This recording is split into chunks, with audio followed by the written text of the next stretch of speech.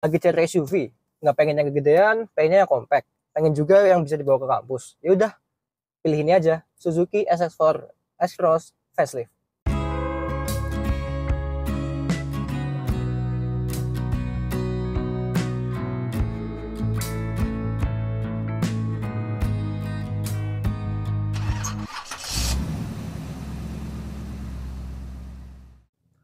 Oke, mobil yang kita review kali ini merupakan Suzuki SX4 S-Cross facelift tahun 2018. Sedikit info, pada generasi kedua dari S-Cross ini masuk di Indonesia pada tahun 2016. Sedangkan di Eropa sana sudah masuk sejak tahun 2013. Dan maka dari itu, nggak sampai 2 tahun generasi kedua S-Cross ini masuk ke Indonesia, dia sudah mendapatkan facelift dan bentuk facelift itu seperti ini. Lalu apa aja sih bedanya si SX4 S-Cross yang facelift dengan yang pre-facelift? Oke, kita langsung bahas mulai dari depannya. Yang paling menonjol itu ada di headlampnya. Headlampnya dulu itu modelnya besar kayak gini nih. Nah, yang sekarang dia ini modelnya lebih kecil dan cenderung lebih sporty looknya. Untuk lampu utamanya dia menggunakan LED proyektor, lalu di sini ada LED DRL ya, yang bentuknya itu cukup keren kayak gini di pinggirannya. Lalu lampu sen bohlam di sisi dalam, dan perbedaan menonjol berikutnya itu ada di bagian grillnya. Yang dulu horizontal chrome dengan chrome yang cukup banyak, yang dimana menurut saya itu chrome-nya terlalu berlebihan di versi pre-facelift ya. Dan di versi facelift ini dia menggunakan grill yang vertikal ke atas dan chrome-nya nggak terlalu lebay ya. Dia ada garis chrome di pinggiran sini, dan ini di tengah-tengah sini yang warna gold ini sebenarnya dia ini warnanya chrome. Ini hanya udah dilapis stiker aja ya. Oke, lalu selanjutnya untuk fog lamp, dia menggunakan fog lamp yang bohlam, dan di tepian housing fog lampnya dia ada aksen chrome. Lalu di bawah sini ada aksen plastik-plastik warna silver ya, dan ini aksen plastik hitam juga ada di sini. Oke, kita langsung lanjut ke bagian sampingnya. Oke, ini dia tampak samping dari SX4 S-Cross yang facelift. Kalau kita lihat secara keseluruhan, secara kasar gitu, dia kayaknya nggak ada bedanya sama yang pre-facelift. Tapi kalau kita lihat lebih detail, sebenarnya ini ada perbedaannya, yaitu di velgnya.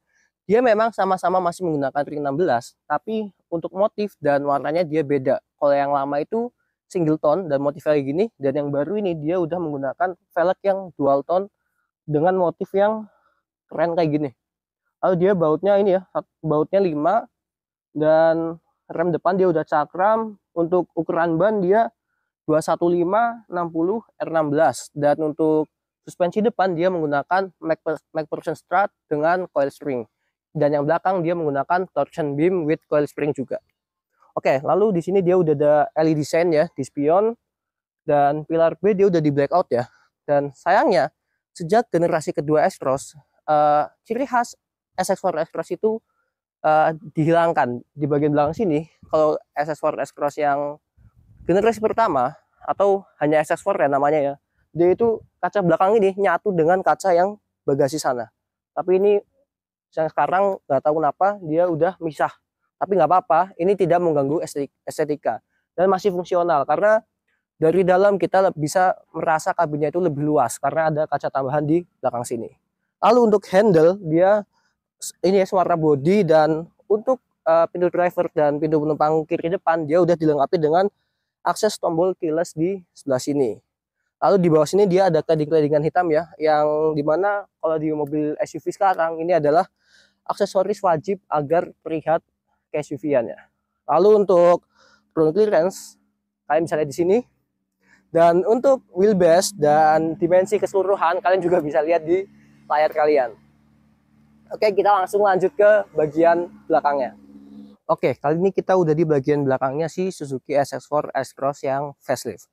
Dan perbedaan dengan yang pre-facelift lagi-lagi ada di lampunya. Di lampu belakang ini, kalau yang sebelum facelift dia lampunya kayak gini, dan yang sudah facelift dia lampunya ini lebih kecil ya bentuknya. Dan untuk lampu malam dan lampu rem dia udah LED, lampu sen dia aslinya bohlam, lampu mundur juga aslinya bohlam. Tapi yang untuk mobil yang kita tes ini dia udah diganti ke LED juga. Dan di bawah sini dia lagi-lagi ada claddingan plastik-plastik hitam ya, yang dimana itu menambah identitas sebuah SUV. Di sini kita udah dapat sensor parkir ini ya, 4 titik, lalu udah dapat wiper, ada defogger belakang, stop lampnya LED, dan antenanya modelnya gitu ya. Lalu di sini juga kita dapat tombol keyless entry ya. Jadi kalian kalau bawa barang, kalian tinggal bukanya lewat sini aja nih, nggak usah lewat ke depan-depan lagi itu. Lalu untuk perlogoannya, di sini ada logonya Suzuki, sini ada SS4 S-Cross. Jadi untuk di belakang sini tampilannya cukup clean ya, nggak banyak logo-logo kayak di mobil yang sebelumnya kita review. Oke, lalu kita coba cek bagasinya ya. Dia untuk bukan bagasinya, dia udah menggunakan tombol elektris di sini ya. Dan di bawah di sini dia bawaannya udah dapat kamera parkir dan lampu plat nomor yang bohlam halogen. Oke, ini dia bagasi dari si Suzuki S-Cross ya. Dia cukup luas, dan kalau kalian ingin mendapatkan tempat yang lebih, kalian bisa melipat bangku baris kedua dengan porsi 60-40. Lalu di bagian pinggiran sini dia ada kompartemen terbuka. Di sini ada satu buah power outlet 12 volt dan ada lampu bagasi yang bohlam. Kita juga bisa nyalain lampu bagasinya manual. Di sini kita udah dapat partisi ya buat nutupin barang kita yang di bagasi. Lalu di bawah sini ada ban serep yang udah full size, tapi memang dia masih menggunakan velg yang kaleng. Oke, kita langsung lanjut ke interiornya. Oke, kali ini kita udah ada di baris pertama dari Suzuki SS4 S-Cross. Untuk posisi berkendara ini emang cukup nyaman ya, karena joknya bisa kita setting sliding, bisa reclining juga kayak gini, dan juga bisa di adjust naik turunnya gitu. Untuk setir dia pengaturnya juga bisa tilt dan bisa teleskopik ya. Untuk bahan setirnya sendiri dia menggunakan bahan kulit. Ini udah dilapisin ya, karena kulitnya ini dia udah bocel-bocel ya, udah mulai ngelupas gitu. Lalu untuk tombol di setir, dia di sebelah kiri sini tombol untuk pengaturan audio, dan sebelah kanan ini tombol untuk cruise control ya. Lalu di bawah sini seperti layaknya Suzuki pada umumnya ya, dia ini untuk pengaturan Bluetooth teleponi. Dan di belakang sini dia juga udah dilengkapi dengan pedal shift, yang kanan untuk naikin gigi, yang kiri untuk menurunkan gigi gitu. Lalu untuk tuasnya, yang sebelah kanan ini ada tuas lampu ya, dia udah auto headlamp. Dia untuk yang facelift ini dia juga udah ada auto leveling ya. Yang sebelah kiri dia udah wiper yang juga udah auto gitu. Oh ya, tadi ada yang terlupa, untuk bahan joknya dia full kulit ya, baik itu baris depan maupun belakang. Karena yang pre-facelift dia masih menggunakan kain, dan yang kali ini dia udah menggunakan kulit seperti itu. Nah, lalu untuk speedometernya dia ini cukup simpel ya, dia analog, di tepiannya ada aksen birunya. Lalu untuk tampilan MID-nya dia sebenarnya nggak selengkap ini ya SL7 atau Baleno yang kemarin kita review ya. Dia hanya ada trip A, trip B, lalu ada odometer, ada posisi persneling, ada jam digital, ada suhu, lalu ada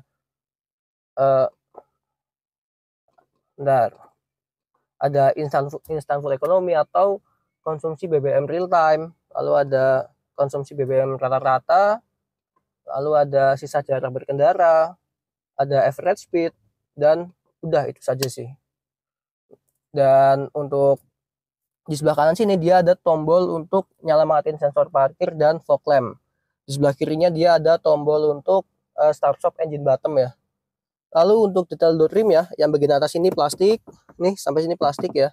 Ini handle chrome, lalu di bagian sini dia udah soft touch ya, sampai ke armrest ini dia udah soft touch. Lalu sebelah sini dia ada ini ya, aksen silver. Untuk pengaturan power window dia auto hanya untuk driver, dan sini ada untuk central lock, window lock, ada untuk rear spion, dan ada untuk pengaturan spion yang elektrik. Dan yang istimewa dari mobil ini adalah dashboardnya dengan door rim ya, dia itu menyatu, jadi kita terasa lebih aman dan terasa terpeluk oleh mobil ini gitu. Lalu untuk material dari dashboardnya sendiri, dia yang atas ini plastik, bagian sini dia soft touchnya cukup luas ya, dari sini sampai ke bagian AC sebelah kiri depan. Lalu bawah sini plastik lagi. Lalu di pinggiran head unit sini dia ada aksen black glossy ya, dan pinggirannya lagi ada aksen silver seperti itu. Lalu untuk head unitnya dia fiturnya hanya ada radio, USB, iPod, ada AUX, ada Bluetooth teleponi, Bluetooth audio, HDMI, dan pengaturan yang bisa kalian lihat sendiri ya. Ini cukup banyak pengaturannya. Memang sayangnya dia belum ada Apple CarPlay dan Android Auto. Tapi kalian tenang aja. Kalau kalian ambil SX4 S-Cross yang 2023, dia udah ada improvement, yaitu udah ada fitur Apple CarPlay dan Android Auto di head unitnya. Oke, lalu di bawah untuk pengaturan AC, dia udah digital ya. Dia untuk tuas putar sebelah kanan, dia untuk blowernya. Yang sebelah kiri dia untuk pengaturan suhu. Lalu dia udah ada auto climate control. Ada arah semburan yang cukup lengkap ya. Ke muka, ke kaki, atau kaki doang, atau muka doang, atau ambil dari luar. Itu udah ada. Ada defogger depan, defogger belakang. Lalu ada untuk sirkulasi udaranya. Lalu di sini dia ada satu buah power outlet 12 volt ya. Dan untuk tos transmisinya dia pilihannya berbeda dengan SL7. Kalau SL7 atau baleno yang kemarin dia hanya ada PRND2L. Kalau yang kali ini karena dia ada mode triponiknya, dia ada PRND sama M gitu. Lalu di pinggiran sini dia ada aksen silver lagi ya. Lalu untuk handbrake dia modelnya otot ya, masih manual gini. Armrest dia udah dilapis kulit dan bisa kita maju mundurin kayak gini nih. Jadi dia bisa menopang tangan kita saat berkendara dengan proper kayak gitu. Lalu untuk sun visor dia yang sebelah kanan udah ada card holder, vanity mirror, dan ada lampunya LED ya. Yang sebelah kiri dia juga udah ada card holder, ada vanity mirror, dan ada lampunya juga. Dan untuk lampu baca tengah sini dia udah LED ya. Nih.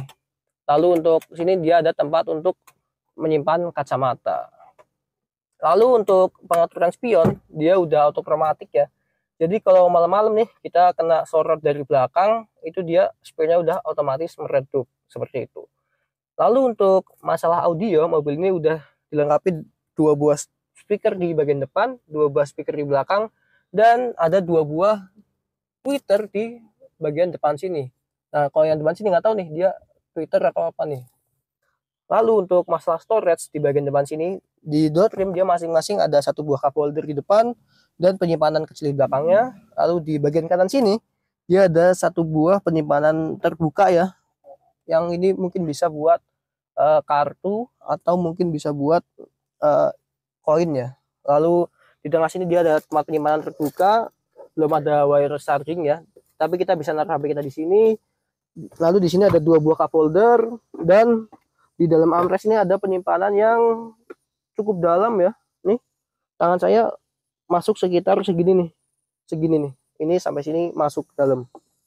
Dan di sini udah ya. Lalu untuk laci glove box-nya dia udah soft opening ya. Dan untuk penyimpanan lacinya dia cukup ya emang nggak terlalu dalam ya. Tapi ini cukuplah untuk mobil SX4 S-Cross ini. Lalu untuk ini apa untuk sabuknya, seat belt-nya dia udah bisa di-adjust naik turun gini ya. Jadi kalau kalian merasa kalian tingginya kurang, kalian bisa naikin ini atau turunin ini, menyesuaikan tinggi badan kalian. Oke. Mungkin depan udah semua kali ya. Oh ya, untuk hand grip dia yang sebelah kiri dia menggunakan hand grip yang udah modelnya retract ya. Kalau yang kanan ini emang nggak ada karena itu adalah standar safety ya, kanan nggak boleh ada hand gripnya gitu. Oke, kita langsung lanjut ke baris keduanya si S-Cross ini. Oke, kali ini kita udah ada di baris keduanya Suzuki SX4 S-Cross. Oke, ini untuk posisi duduknya ya. Depan ini udah sesuai posisi mengemudi saya. Tinggi saya 168 cm. Legroom ya, ini masih terbilang cukup luas ya. Ada sekitar 1 jengkal. Bisa kalian lihat sendiri nih. Lalu untuk headroom ya, dia ini cukup luas. Mungkin sekitar 7 jarian ya, sisa headroom ya. Lalu untuk bahan joknya dia sama kayak depan ya, udah full kulit. Headrest dia memang cuma dapat 2 ya, yang belakang sini, tapi udah bisa di adjust naik turunnya. Lalu di tengah sini dia ada armrest ya, armrest yang udah dilengkapi 2 buah cup holder. Dan alhamdulillahnya armrestnya ini nggak yang lotro kayak ya merek Jepang yang tegak gitu loh. Ini armrestnya udah menyangga dengan baik. Lalu sini bahannya plastik ya bagian sininya. Lalu untuk hand grip dia model retract juga ya, kayak yang depan, tapi di sini udah ada cantolan hooknya gini ya. Ini ada cantolannya. Lalu untuk konsol tengah sini memang agak mundur. Jadi kalau kita duduk di tengah sini, kita harus menitipkan kedua kaki kita ke penumpang sebelah kita. Dan untuk posisi duduk di tengah sini, joknya nggak terlalu keras ya, jadi hitungannya masih cukup nyaman. Tapi memang untuk senderannya ini cukup agak lebih keras sedikit ya, karena dia ada armrest di tengah-tengah sini, seperti itu. Lalu dia udah dapat seat belt 3 titik juga ya untuk bagian tepinya, dan yang tengah sini dia masih menggunakan seat belt yang biasa gini nih. Lalu untuk detail the rim ya, dia bagian atas ini plastik, bagian sini juga masih dapat soft touch ya, bagus nih. Bagian armrest juga kita masih dapat soft touch. Lalu untuk handle chrome, ini ada power window, lalu sini ada aksen silver yang seperti yang ada di depan ya. Lalu di bawah sini ada speaker. Dan untuk storage-nya dia ada 2 buah seat back pocket, dan di masing-masing pintu ada 1 buah cup holder. Dan apalagi yang belum ya? Kayaknya belakang sini udah semua ya. Kita langsung lanjut ke mesinnya.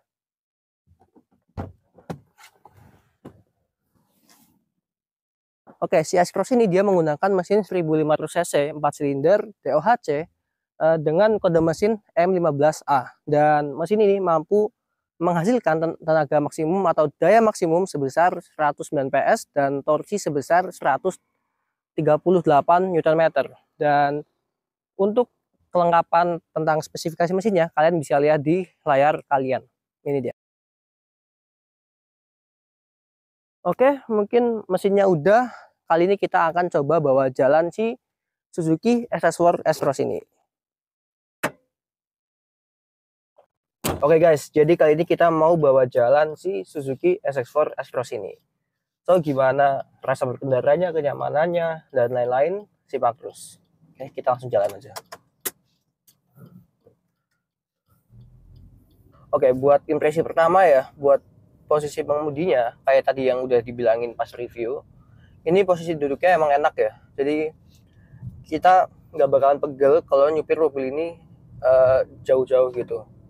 Dan enaknya lagi, setirnya ini walaupun dia EPS, dia itu tipenya bukan electronic power steering yang terlalu enteng. Jadi dia masih ada bobotnya. Jadi kalau kita bawa mobil ini dengan kecepatan tinggi, kalian nggak usah takut setirnya itu kentekan gitu. Jadi kalian lebih yakin, lebih pede bawa mobil ini. Dan handling ya, untuk feel setirnya dia masih terasa directnya ke ban gitu. Jadi nggak ada terasa lossnya, atau ya itu tadi, karena dia nggak terlalu enteng, kita merasa setirnya ini lebih direct ke bannya gitu. Nah, lalu buat ini kita posisi nanjak terus ya. Mobil ini nggak ada ngos-ngosan sama sekali nih. Dan kalau kalian butuh tenaga misalnya tanjakannya terlalu tinggi nih, kalian takut nggak kuat, kalian tinggal kick down aja mobil ini. Dan setelah di kick down, tenaganya langsung keluar semua, dan kalian jangan kaget kalau kick down mobil ini, karena tenaganya emang cukup galak sih. Selain kita bisa kick down, kita juga bisa pindahin ke mode manual. Kalian bisa langsung pencet pedal shift-nya, atau kalian bisa pindahin ke gigi M. Nih, sekarang posisi gigi 3 ya. Saya turunin. Karena dia ini matic-nya bukan CVT ya. Dia AT6 speed biasa, jadi responsif. Jadi nggak nge-lag kayak CVT gitu. Karena kalau CVT basicnya dia nggak ada gear-nya ya. Kalau AT kayak gini dia ada gear aslinya. Jadi fun to drive lah kita kalau pakai mobil ini, karena perpindahan setirnya ini realistik. Tapi kalau kalian pengen lebih irit atau hemat dalam berkendara, kalian lebih baik menggunakan mode D biasa saja, karena ini akan lebih membantu keiritan dari mobil ini. Lalu untuk kenyamanannya, ini bantingannya cukup empuk, nggak keras ya, karena biasanya kalau SUV itu ciri khasnya mobilnya agak lebih keras, tapi di mobil ini enggak, justru malah saya rasa ini lebih empuk dari Suzuki Baleno hatchback yang sudah dicoba sebelumnya. Dan untuk kekebalan kabinnya, mobil ini memiliki kekebalan kabin yang cukup oke. Ini posisi kita nggak menyalakan radio sama sekali ya, atau musik sama sekali. Suara-suara dari luar ini tidak cukup terdengar gitu ya, mungkin hanya angin-angin mobil lewat gitu ya. Tapi seperti mesin-mesin kendaraan itu hanya sedikit yang kedengeran. Paling yang kedengeran itu kayak knalpot motor yang kenceng, atau mungkin mesin motor yang emang mesinnya itu kasar. Itu masih sedikit kedengeran di mobil ini. Ini ya buat perbandingan ya, ini kaca kita buka, emang jalanan kosong sih. Ini kaca kita buka, anginnya kan kedengeran nih. Ini kaca kita tutup dan perasaan perbedaannya. Lalu untuk road noise-nya, ini terbilang cukup ini ya, cukup kedap, karena sepengalaman saya kayak Suzuki SR7 itu road noise-nya cukup berisik. Nah, di sini road noise-nya itu cukup kedap seperti itu. Dan untuk konsumsi BBM ya, ini kalau di MID dia sekitar 12,5 km per liter. Dengan catatan kota Jogja kan macet, banyak stop and go. Nah, itu konsumsinya sekitar 12,5 km per liter. Untuk pengetesan jarak jauh kita emang belum melakukannya. Mungkin kalian bisa cek di website-website yang ada, atau nanti kita bakal cantumin di video ini. Lalu untuk visibilitas berkendaranya ini cukup oke ya, walaupun si pilar A ini hitungannya cukup tebal, tapi kita terbantu dengan kaca kecil yang berada di depan spion ini. Ini cukup membantu kita untuk melihat blind spot kita di sebelah pilar A itu. Oke, ini kita kondisi jalan lumayan rusak ya, dan mobil ini masih terasa nyaman ya, nggak ada getaran yang berlebih, dan suspensinya ini mampu meredam lubang-lubang yang ada. Jadi ya namanya SUV harusnya emang kalau di jalan rata gini nggak ada masalah.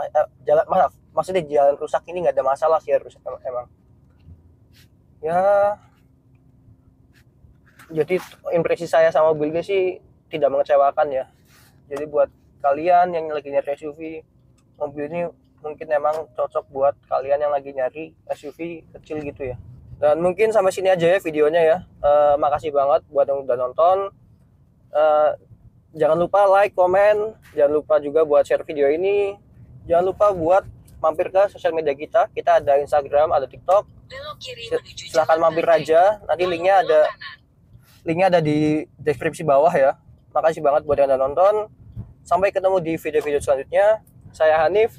See you and goodbye.